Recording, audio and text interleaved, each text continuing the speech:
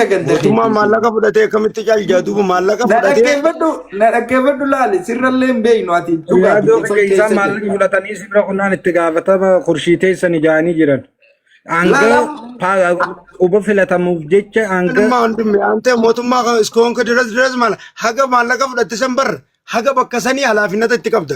Riyaadoo gahee mootummaa ni beekta. Riyaad kiyya gahee mootummaadhaa ni beekta. Gahee mootummaa jechuun maal jechuudha? Geedu ijoolleen teenya dhumuu bicha beekna ammaan tan isin tan irraa gaffitaa. Riyaaduun jaanni Riyaad maratti ilaaleen yaada irratti dabalata. Dhiisa aara saayibbanisaa dura du'e dhiisa. Maamee yoo dhageeffadhu wayiin siima asirratti kaabuttaa wayiin dubbada. Uummanni keenya gaafni nuti badii qabnu gaafa gibirri sassaabamu meeqa akka hawaasaa galamu uummataaf himamuu qaba jaa. Gibirri nurraa sassaabamu deebi'ee karaa nu tolchuu bishaan nu baasu gibira akka ajaa'iba nurraa fudhan magaalaan guddoon argee baa keessa jirtu meeqa bishaan dhugaatiin qabne tagaliidhaan beekamtu. Kana qofaa miti. Kanaafuu riyaadoo wanti inni irra jiru maaliif dhumnaa akkamitti akka dhumaatiin tun argeeraa dhaabbattu dhimmi jimaadhaan nagaan bobbee akka galu akkamitti akka goonurraa dubbachuu jira. Maaliif dhabnee sa? Tananirraa dubbatu. Oromoon bulchaa dhageeffadhu.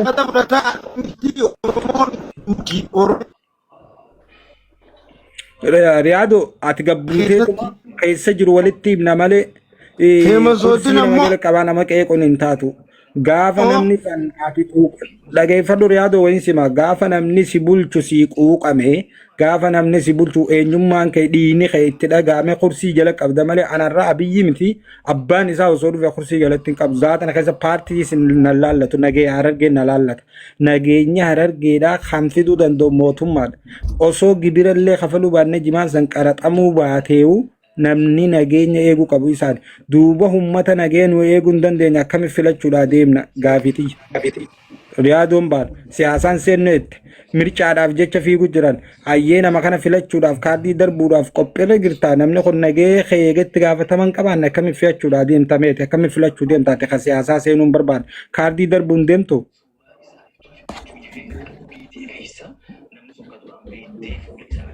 Kanaafuu dhugaa gaafa walitti nuti akka argee tokko taanee furaa dhorkuudha. Riyaadoo dhiisa. Sabriinaa dubbata. Wadaanaaf riyaadoon biyya jiraatu. Naannoo sawwaan deemu jiru naa dubbata carraa kan naa guuta. Yee fudhadhu. Amma naannoo mi'eessurraa hanga qumbii bordeddeetti deemaa jiru jechuudha. Namni geemaa lama moo sadii nurra xabatamaa deemu jira. Abiyyi afaan lamaan deemu jira. Afaan tokko shiftaadha jeetii shiftaa ifumaaf uummatee hawaasa akka saamu godhu jira. Ijoollee daldala dalagattu kanneen abbaluu jee yaamuu danda'u namni beeku akka faamiliitti illee jechuudha. Shiftaadha shiftaa shaneetii jee shaneeta Oromoon beeytu malee shaneeta buroo uumamee jechuudha achi keessatti uumanii jechuudha. Qabanii gisee qaban maallaqa arraa fuudhan shaneen tun. Shanee Oromoon beeytuu miti beekadhu. Naannawaa san shaneen jirtu naannawaa san guututti shaneen dhugaata jirtu Oromoon naannawaa san guututti walbeeku.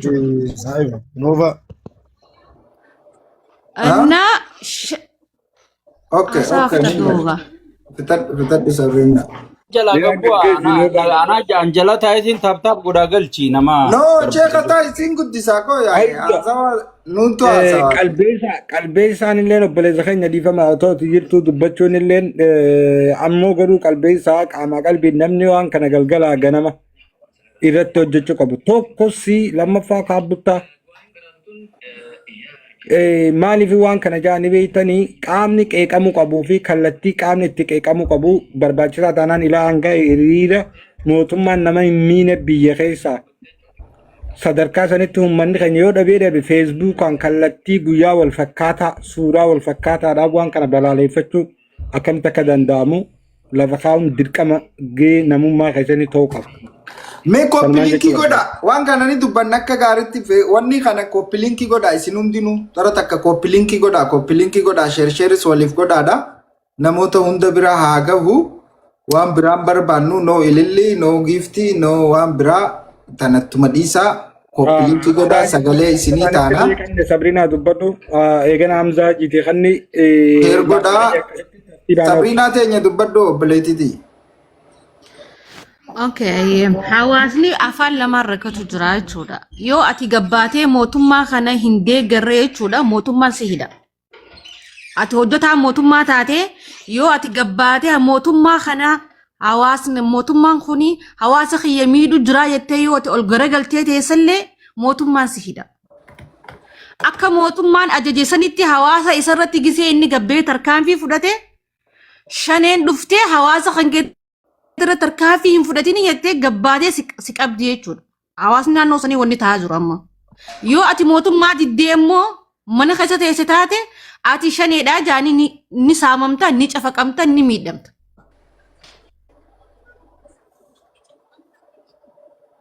Hojjetaa mootummaa taate. Akka heera mootummaan itti bulchaa jeetti yoo sanitti edoo hin fudhanne humnaan biyya san keessatti akka mootummaan abiyyi sitti kannetti waan dhugaa tokko irratti edoo hin taane waan nuti si kennine hojjedhuudha baqa. Joolleen qayroon amma biyya bulchuu jirtu nuti waan kana hin goonu jettee gisee isin waan kanarraa dhaabbatte mootummaan ganama fuudhee qabeenya isiitii fi ilmaan isaatiif jinni isaa hunda dikkaa godhaa jechuudha. Gaafa kana hawaasa mootummaa deeggaraa jaanii hawaasa cafaqanii gisee ala gayyaasan shaneen hawaasa keenya hin tuqinaadha jettee tarkaanfii irra fudhatti jechuudha. Wanni achi deemaa deemuu jira. Saamis ammoo kajennu kataatu ammoo shaneen wanni saamaa jirtu takka hin jirtu ifaa bilisatti. Shiftaa shanee ifumaaf uummatee deemuu jira maqaa shanee baafatee. Joollee shanee fakkaatu hin fakkaatu. Waan takka shaneedhaa waan wal fakkaatan jirtu. Ifumiif nama qabdee nam tokko qabdee warra qabeenya qabu tokko gaara guurrattee qabeenya neessifatti. Sabrina dubbii tan achuman naa qabu guutaa kan jidduuniin dubbii zakkaan si yaadachiisa. Amma naasa waan ani waan kana kasa hafitadhu dura. Hafitadhu Ani waan naannoo hiyya kasa deemaa jiruun dubbachuu jira mee hafitadhu gulama naafaan hin qabde. Inna hawaasni keenya akka ta'u dhabee jira. Garee sadeen kana kasatti miidhamaa jira. Shaneen dhugaadha hawaasatiif quuqamtee gabbaatee halkanii fi guyyaa hawaasa hin miidhinaa jettee dubbachuu jirti. Maafiyaa fi uummata abiyyi takka saaminsa irratti hojjetaa jira. Yoo ati mootummaa kana hin deeggaru jettee kan mana teessu taate ni hidhamta. Gabbayii hawaasa cafaqii kararra gabbuusi mootummaa kana haa deeggaranii nuti nuuf tahee jira jeediti gabbayii dubbadhuu siin jee mootummaan dirqama sitti kana. Shaneen ganamaa fi galgala fogoon hin jirtu naannoo san keessatti shaneen. Meesarraa hanga bordodde waan hin beekurra. Galgala sitti dhuftee hawaasa kan kee dhiisiisin jetti. Kara kana idduutti hawaasni keenya gabbee akka itti hojjetee jiraatu dadhabee jira jechuudha. Yoo mootummaan kun sirriidha ka jedhu taate mootummaa kana jalaan deema kaniin too taate mootummaan maaliif nageenya kiyya eegsisuu dadhabe? Shiftaa sanii eegee eegsisuu hin dandeenye akkamitti mootummaadhaaf hin jaa? Yaa mootummaadhaan inni shiftaa eega shiftaa nu saamu jiru kana waan irratti raawwataa jiru uummata keenya irratti raawwataa jiru kana ni arkaani eega nageenya keenya eegsisuu hin dandeenye akkamittiin mootummaa kiyyaa jee isa deeggara dhumaatii uummata kiyya irratti deemaa jiru kana akkamittiin dhiisee mana ol garagalee mootummaadha yaani shiftaa waan kana hojjete shiftaa san yoo eeguu hin dandeenye innummaan uummata isaa shiftaadha jechuudha kan dubbii sirrii teessu bara. Ani biyya kana itti na bulchu jiru mootummaadha waan ta'eef shiftaan isa jalatti dhufee kana namii dhute isuma kanaan mataa isaa shiftaadha jechuudha na eeguu hin danda'u jechuudha. Afaan beekuun ammoo mootummaa kana dubbisuun woboon itti cimtee fufuu qabdi jechuudha. Namni afaan mootummaa kanaa beeku arras borus jaalmarroodha. Maafiyaa akka inni maafiyaa ta'etti warra hojii deemuu danda'u. Ani hawaasa kiyya naannoo san jiru waan hin dhaamuuf yoo wanni kun hundi bakka hundarratti raawwatamaa deemuu jiraatu ta'e harka mootummaarraa mootummaan kan kee ka'aati jalatti mootummaa kiyya jettee jala taa'uu jirtu yoo si eegsisuu hin dandeenye dhiistee mana kan kee ol garagalii taa'e duutuu jiraattu. Hawaasa kan kee boru ganama yoo mootummaa kun dhufee deemellee hawaasa kanaa hojii jiraatta. Uummata kan kee hin miidhin, uummata kan kee hin ajjeesin. Ummata kan kee mootummaa kanaaf yoo mootummaan kun nageenya kan keessee dhimma kan keetiif si miidhame gabbee mootummaa kana deeggara. Ummata kan keetiif kan hin dhaabbanne ummata kanarra gabbaatee harka hin laatiin biltiqinnaan amma deemtan hundi keessanuu kaadiree fi kaabinee wanni jedhamtan hundi milishaa fi shanee wanni takka hundi keessanuu dhaabbadha hawaasarraa. Laakiin ammoo warri afaan isaa beeku shaneedhaa itti gaddisa. Waboodha. Garuu maafiyaa fi shanee jee uummate ammoo hawaasni keenya dhibbaa dhibbatti beeka. Maafiyaa fi tolfatee akka waboon gabbaatee mirga isaatiif hin dubbanne godhu jiru ammoo arkuu jira jechuudha. Arkuu jira hawaasni keenya. Kanaafuu afaan beekan hin dubbisuudha mootummaa. Mirga hiree fi murteeffannaa hanga dhufutti jalaa yoo dandeessan hawaasa keessaniif gabbaatanii firraa dhorkuu dadhabnaan ammoo ol garagalanii taa'uudha. Malee akkana jettanii mootummaa kanaaf jettanii hawaasa keessan hin fixinaan isiniin jaa. Dhumatte. Galatoom. Jabana waan amma Hamzaa Jifaan irraa dubbachuudha ta'u keessa taniin an kaasu akkaawuntiin isaan sikkannatan akkaawuntii mootummaati niddi baankii faadha. Maallaqa gizee dabarsituuf akkaawuntiin niddi baankii suuraa fi waa hundaan zamana akkana qophooyte tana keessa akkaawuntii kanarra dabarfamee biyyuma mootummaan keessa jiruun namni kun akkamitti to'atamuu dadhabe. Suuraa malee sanuu akkaawuntiin namaan banamtu. Qaamni kun qaama kam? Lammaffaadha. Inumaa waa lamaa carraa lamaan itti gaafatamummaa mootummaan fudhachuu qaba. Duraan jiddugala gabaa jimaadhaa hawaasaa kireeffatee ilmoo irraa barsiifachaa jiraata. Arra mana khiraatis jimaa mana keenya malatti hin dalaginaa jechaa gibira hobannu gaafachaa sangubbaan elektiriikii mana khiraa hobatti kana hunda waliin baadhatanii silaala xayyaaraan ol fuudhanii geessuu qaban sadarkaa tana gadoofu jiran. Kana jechuun yoo mootummaan Harargeedhaaf yaadee nu quuqaman qabaanne wanti isaaf yaadne kursii jala qabnu waan hin jirreef jecha kan nuti namni nuti filachuu qabnu fuula durallee nama Harargeedhaaf yoon isin na filatta waan akkanaatiin godhanuun jiru. Gaafa dubartiin nu bulchuu eegalte rakkoo qabna. Akka Harargeetti dhiirtiin jirtu yee akka jiru bulchitootiin hedduu yoo ilaalte dubartoota. Harargee guutuu. Taateen tun Harargee qofa irratti taate. Dhiira teenya fuudhanii achi ol geessanii dhalaa qofa nu godhan. Gaafa kana maaltu ta'u jira akka waan nuti dhiira hin qabnetti dubartiidhaan nu bulchaa akka barbaadan nu godhu jiran. Harargeen har'aa miti kaduute. Gaafa dhiira teenya ol kararraa meessanii dubartiin nu bulchanii dhalaa mana tokko bulchuu dadhabdee bulchituu biyyaa godhee nurra kaa'u jira. Tajaajila ilmoota akka lama dhaltee deemte akka jirtutti gaafa kana duune nuti. Kanaafuu Hamzaajii dubbaddaa qalbee isaatis dubbaddu. Maammee jabanaan waa baay'ee dubbachuun fedhu biyya keessaan jira waan ta'eef.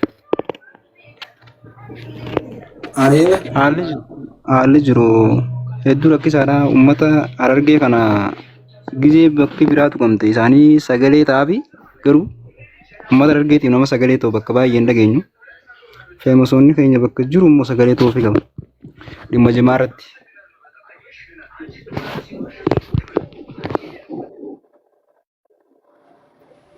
Sanni rafeessa? Ni jira. Kabajamoo qalbeessa dhugaadha. Yeroo hedduu waa hedduu dhageeffattee boodarra dubbatta. Hamzaajii nama ol seene carraa kan Hamzaa naa dubbatu. Okay. Abul eenyutu amma dubbachuu barbaade? Wayye. Okay, nin dubbadha. Dubbachuun kuni beektaa nama hundaafillee yaa nama hedduutu jalaa ergachaa jira ol baasnaa jira hin danda'amuuf keessattuu. Aayee taaskii qarata waanuma kana hunda maaliif kafalaaf nageenyi isaa akka eegamuuf. Nagaa isaa kana ka eegu mootummaatu eegaaf. Mootummaatutu itti gaafatama. Amma ati yooniini Harargeen tun kamiidhamtu taate bulchiinsa naannoo Harargeetii miti. Namni ati abeetitti jettu yooniini obboleessa kiyya laga raammis jiraattees adaraa seeraa hadaraa higgii jetta. Seera kana kakabachiisuun mootummaadhaa beela. Malee bulchiinsa